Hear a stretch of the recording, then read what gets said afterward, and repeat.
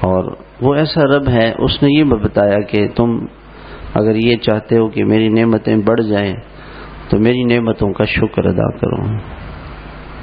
شکر ادا کرو گے تو میں اور نعمتیں دوں گا، کم نہیں کروں گا. حضرت موسیٰ علیہ السلام کے زمانے میں ایک شخص تھا، وہ حضرت موسیٰ علیہ السلام سے اس نے عرض کیا کہ اللہ نے مجھے بڑی نعمتیں دی ہیں اور میں سنبھال نہیں سکتا ہوں، آپ اللہ تعالیٰ سے فرما دیں کہ اسے کچھ کم کر دیں. اور ایک شخص جو ہے وہ جا رہے تھے، حضرت موسیٰ علیہ السلام نے اسے دیکھا کہ انہوں نے پتوں سے اپنے جسم کو چھپایا ہوا ہے. تو اس نے کہا کہ موسیٰ آپ اللہ تعالیٰ سے عرض کریں کہ اللہ تعالیٰ مجھے کپڑے ہی دے دے، اور تو کچھ نہیں، کپڑے ہی دے دے، کپڑے بھی نہیں ہیں میرے پاس. تو حضرت موسیٰ علیہ السلام جب واپس آئے تو وہ پہلے والے شخص نے پوچھا کہ اللہ تعالیٰ سے کیا بات ہوئی؟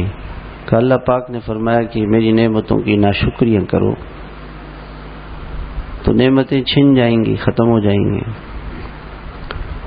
تو اس نے کہا کہ میں ناشکری تو نہیں کر سکتا کہ اللہ پاک اتنی بڑی بڑی نعمتیں عطا فرمائیں اور اتنے بڑے احسانات اللہ پاک کے ہوں اور میں اس کی ناشکری کروں.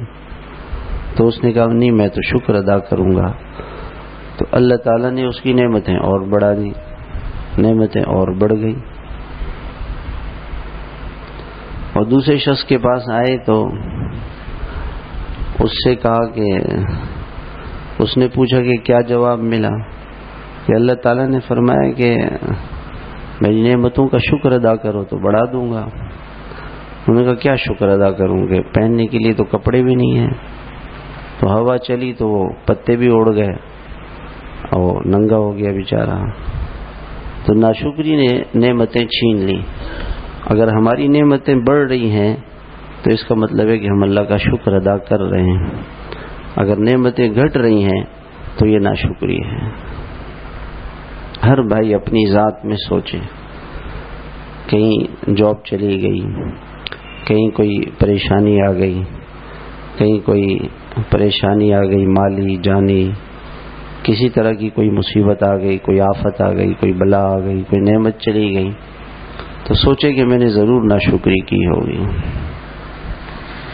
کہ ناشکری یہ ہو نہیں سکتا کہ شکر ہو اور نعمت بڑھے نہیں، یہ نہیں ہو سکتا. شکروں سے